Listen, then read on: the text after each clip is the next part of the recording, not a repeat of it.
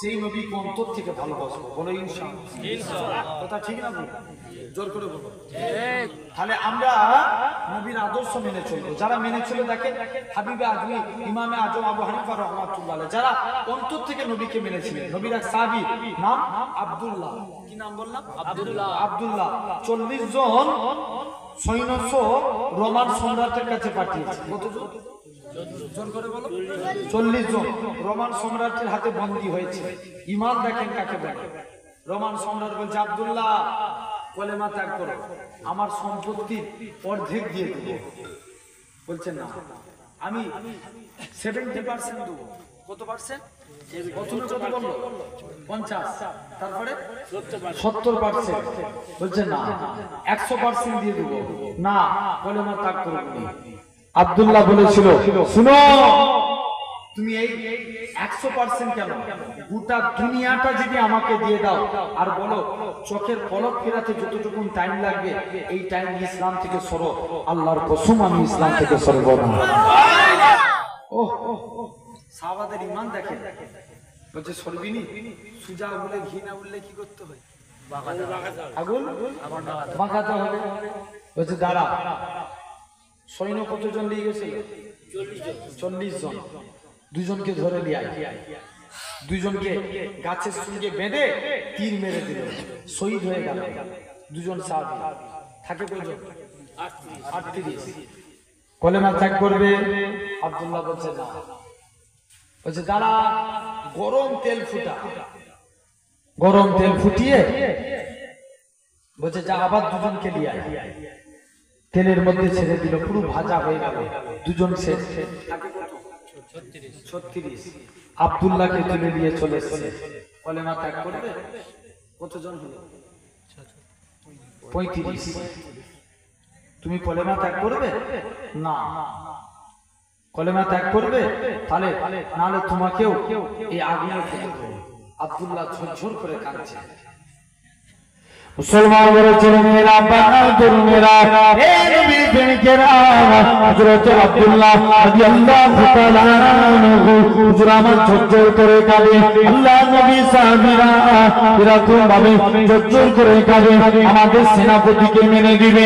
হে জওয়ান যুবকেরা, হে নবীর প্রেমিকেরা, হে রামানন্দপুরের মানুষেরা, ঈমানকে মজবুত করে তুমি আমিও ইসলাম কবুল করেছি। ইসলামের উপরে থাকে আমার আল্লাহ কোরআন শরীফ সূরা বাকারা 2 নম্বর আয়াতের মধ্যে জানিয়ে দেন, ইয়া আইয়ুহাল্লাযীনা আমানুত্তাকুল্লাহ, এরকম ভাবে হে বিশ্বাসী বান্দারা তোমরা আমি আল্লাহ আমাকে ভয় করো। আমার আল্লাহ জানিয়ে দেয়, ইয়া আইয়ুহাল্লাযীনা আমানু উদখুলু ফিস সিলমি কাফা, তোমরা যারা পরিপূর্ণভাবে এই ইমানদার বান্দারা যারা ঈমান এনেছো পরিপূর্ণ ইসলামে প্রবেশ করো। আল্লাহ নবী সাহাবী হযরত আব্দুল্লাহ ঝরঝর করে কাঁদে। রোমান সম্রাট বলে, ওরে আব্দুল্লাহ তোমাকে পানিতে এই তেলে ফেলে দেবো বলে তুমি কি কাঁদতে লাগো? আব্দুল্লাহ বলে, না না, এজন্য আমি কাঁদি না। আল্লাহ যদি আমাকে মাথার চুল পরিমাণ আল্লাহ যদি আমার হায়াত দিত, আর যতবার তুমি তেল গরম করতে আমি ইসলামের মহব্বতে ততবার নবীর প্রেমে আল্লাহকে খুশি করার জন্য হাসতে হাসতে আমার জীবনটাকে বলিদান করে দিতাম। কত ঈমানদার দেখে, জেনে রেখে দাও। সেই আব্দুল্লাহ তেলে রোমান সম্রাট বলে, কি চাও? চলে যাও, শুনে রেখে দাও, আমার মাথায় একটা চুমু খাও, আমি তোমাদের সবাইকে ছেড়ে দেবো, বাদ বাকি যতজন আছে। একটা চুমু দিয়ার বিনিময়ে সবাইকে নাজাত দিয়ে দিলে, ত্যাগ করে দিলে, সবাইকে ছেড়ে দিলে। তাহলে আমরাও এরকম ঈমান আনবো, বলে ইনশাআল্লাহ। ভাই যুবক অনেক ছেলে অন্যায় করি, শুনছো যুবক, দাড়ি কেটে ফেলছি, অনেকে আছে নামাজ পড়িনি। ভুল বলছি না ঠিক বলছি? কথা বলো আপনার আছে না নাই? নামাজ এখন যদি বলে জোহরের ওয়াক্ত কত রাকাত নামাজ, এটাই সে বলতে পারে, হ্যাঁ কি না? জোর করে বলো। যদি বলা হয় ঈশার কত রাকাত নামাজ, আমাদের ছেলে আছে এরা জানে না, বুঝতে পারছেন না? নালে এই দেখবেন ফেসবুকে সব ওই মাঝে মাঝে ছাড়ে, এবার এটা বিনোদন দেওয়ার জন্য না কি জন্য আমি জানি না। একজন বলছে আমাদের দেশের নাম কি, বলছে পশ্চিমবঙ্গ। কি নাম বলছে? পশ্চিমবঙ্গ। পশ্চিমবঙ্গ আমাদের দেশ। তাহলে আমাদের দেশ কি? ভারতবর্ষ। আর আমাদের রাজ্য হচ্ছে পশ্চিমবঙ্গ, ঠিক না? জেনে রেখে দেয়। তারপরেও অনেক ছেলে আছে বলতে পারে না, তাই আসেন না একটু শিখি। যুবক, দাড়ি কাটতে পারো, রাখতে পারো নি, কিন্তু ইমানটাকে আগে মজবুত করে দরকার আছে না? নাই? জোর করে ইমান, ইমান যারা এনেছিল দেখেন, যদি ইমান না থাকে আমাদের কিছু লাভ হবে? কিচ্ছু লাভ হবে। দেখেন ইমামে আজম আবু হানিফা রাহমাতুল্লাহ আলাইহি, উনি বলছেন দুনিয়ার মানুষ, তোমরা ঈশার ওয়াক্ত নামাজ পড়লে দেখবেন কেউ যদি ঈশার আজানের সাথে সাথে মসজিদে যায় তাকে দুবার ওযু করতে হবে। কথা বলে না? এরকম অনেক লোক আছে মসজিদের মিম্বারে যে হালাল দিয়ে ঘুমাচ্ছে, জামাত পর্যন্ত একটা ঘুম হয়ে যায়। কথা বলে না? জোরে বলো। হারা বলবো তো আছে না? অনেকে মসজিদে বসে বসে টোলে, দেখবেন। জেনে রেখে দেন সোনার ভাইরা, আপনারা তরুণেরা, ইমামে আজম আবু হানিফা বলছেন যে আমি এক ওযুতে ঈশা থেকে নিয়ে ফজর পর্যন্ত 40 বছর নামাজ পড়েছি। সুবহানাল্লাহ। জোরে বলবে না? সুবহানাল্লাহ। আমরা রমজান মাসে কত খতম করে কোরআন পড়ি? এক খতম খুব জোর হলে, হ্যাঁ কি না? এটা অনেকে পারে না। কথা বলে না? বলো চাচা, এটা অনেকে পারে পারে না, কিন্তু ইমামে আজম আবু হানিফা বলছে আমি প্রতি রমজান মাসে 61 বার করে আল্লাহর কোরআন মাজিদ খতম। সুবহানাল্লাহ। কতবার করে? 61 বার। আমরা তো সেই মাযহাব মানি। কথা বলে না? কোন মাযহাবের মানুষ আমরা? জোর করে বলো। সবাই জানি তো আমরা হানাফি মাযহাব। কি মাযহাব? হানাফি। জোর করে বলো। হানাফি। হানাফি মাযহাব। আমাদের মাযহাবের ইমাম দিনে 61 বার করে আল্লাহর রমজান মাসে 61 বার করে আল্লাহর কোরআন মাজিদ খতম করতেন। হুজুরের বয়স ছিল 13 বছর। কত বছর? 13 বছর। ইহুদির এক আলেম, হুজুর সব আলেম, ইহুদির এক পণ্ডিত আলেম সমাজকে প্রশ্ন করছে, বলো দেখিনি তোমার আল্লাহ বর্তমানে কি করে? কটা প্রশ্ন হলো? একটা। জোর করে বলো। একটা। তোমার আল্লাহর আগে কে আছে? কটা প্রশ্ন হলো? জোর করে বলো। দুটো। তোমার আল্লাহ একা তাম পৃথিবীকে কেমন করে কন্ট্রোল করেন? কটা হলো? তিনটে। তোমাদের নবী যে মিরাজে গিয়েছিল, প্রথম আসমান ভেদ করে আরশে মুআল্লায় গিয়েছিল, প্রথম আসমানের কোন গেট ভেদ করে আরশে মুআল্লায় গিয়েছিল? কটা হলো? চারটা। কেউ উত্তর দিতে পারে না। আলেম সমাজ স্তব্ধ। ইমামে আজম বলছে আমি উত্তর দেব। যে তুই বাচ্চা ছেলে কি উত্তর দিবি? দেখবেন বাচ্চা মতো ছেলে হলে অনেকে বলে না এই কিছু জানে, হ্যাঁ কি না? তুই বাচ্চা ছেলে কি উত্তর দিবি? যে না আমি উত্তর দিতে পারবো। ইমামে আজম চলে গেলেন, যে বলছে বাচ্চা ছেলে উত্তর দিবি? যা। ইমামে আজম ইহুদির পণ্ডিতের কাছে বলছে বলো, যিনি উত্তর দেন তিনি বলো না যিনি প্রশ্ন করে তিনি বলো? জোরে বলো। যে উত্তর দেয়। ইমামে আজম বলে যেহেতু আমি উত্তর দেবো তাই সিংহাসনে বসবো আমি, তুমি জমিনায় বসো। ইহুদির পণ্ডিত বলছে ঠিক আছে। ইমামে আজম সিংহাসনে বসলেন, ইহুদির পণ্ডিত তার জমিনায় বসে গেলেন। বলছে বলো তোমার আল্লাহ বর্তমানে কি করে? ইমামে আজম উত্তর দিচ্ছে আমার আল্লাহ বর্তমানে তোর মতন বেকুবকে সিংহাসন থেকে নামিয়ে জমিনায় বসিয়ে দিয়েছে। আরো চিল্লে বলা গেল না? সুবহানাল্লাহ। সবাই মিলে বলো সুবহানাল্লাহ। তাকবীর মারো দেখি না রে তাকবীর। আল্লাহ। আরো একটু জোর করে দাও। আল্লাহ। নারে তাকবীর। আল্লাহ। নারে তাকবীর। আল্লাহ। জেনে রেখে দাও আমি একটা তাকবীর শিখিয়েছিলাম তোমাদের, মনে করে দেখো। বলো তাকবীরটা বলো। হ্যাঁ বলো না।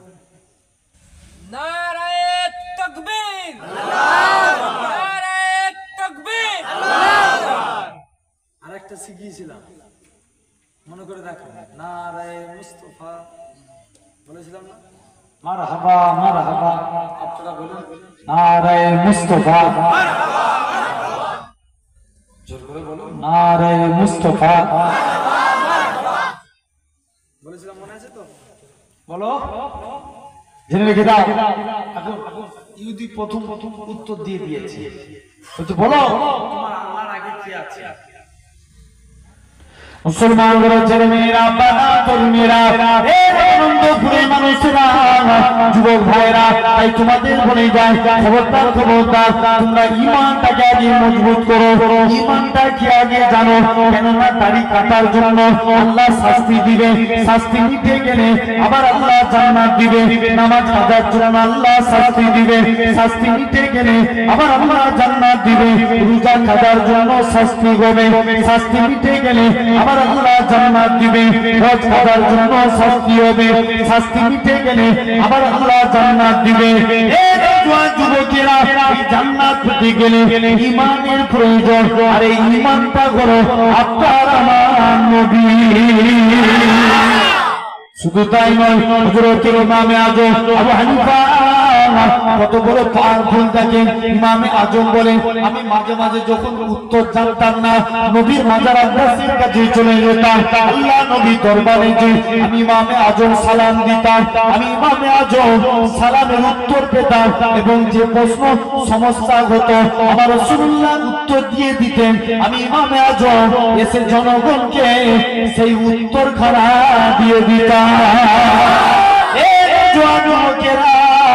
সেই ইমামে আযম কি বলো তো তোমার আল্লাহর আগে কে আছে ইমামে আযম বলে তোমরা 1 থেকে 10 পর্যন্ত গুনো একের পর এরকম ভাবে 10 পর্যন্ত গুনাহ গুলো বলে এবার তোমরা ব্যাকে ফিরে আসো বলা হয় 10 এর পর হয় 9 এর পর 8 8 এর পর 7 7 এর পর 6 6 এর পর 5 5 এর পর 4 4 এর পর 3 3 এর পর 2 2 এর পর 1 1 এর পর 0 0 এর পর 0 যেমন 0 এর আগে কেউ থাকতে পারে না অনুরূপ ভাবে আমার আল্লাহর আগে কেউ নেই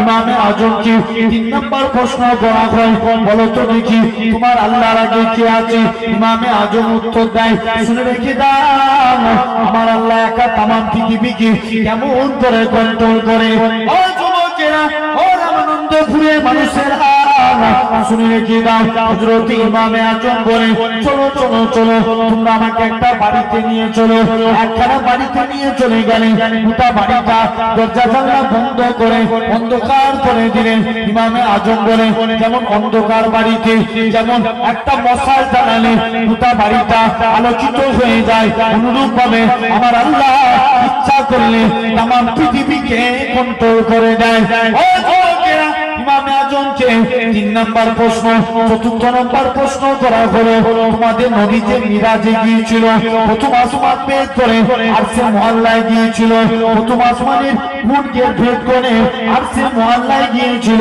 ইমামে আযম বলে এই নওজোয়ান যুবকেরা ইমামে আযম বলে বাবা রাসূল কি দাঁড়া প্রথম আসমানে যেন একটা ডিমের মধ্যে একটা মুরগির বাচ্চাকে রাখলে যেমন মুরগির বাচ্চা বেরোনোর জন্য ডিমের কোনো গেটের প্রয়োজন হয় না অনুরূপ ভাবে আমার আল্লাহ ইচ্ছা করলে যে দিক দিয়ে ইচ্ছা করেছে আমার রাসূলুল্লাহকে প্রথম আসমান থেকে আরশে মুআল্লায় পাঠিয়ে দিয়েছে ও যুবকেরা ইমামে আযম 4টি প্রশ্নের উত্তর দিয়ে দিলেন এমন সময়কে দেখতে পাওয়া যায় ইহুদি পণ্ডিতরা বলে ওই ইমামে আযম হুজুর বেয়াদবি মাফ করেন হুজুর আপনি 4টি প্রশ্নের উত্তর ঠিক দিয়েছেন হুজুর আপনার হাতখানা বাড়িয়ে দেন আজকে দিনে আমরা ইমানে কালেমা পড়ে মুসলমান হয়ে গেলাম যাও তাহলে ইনারা নবী ছিলেন দেখেন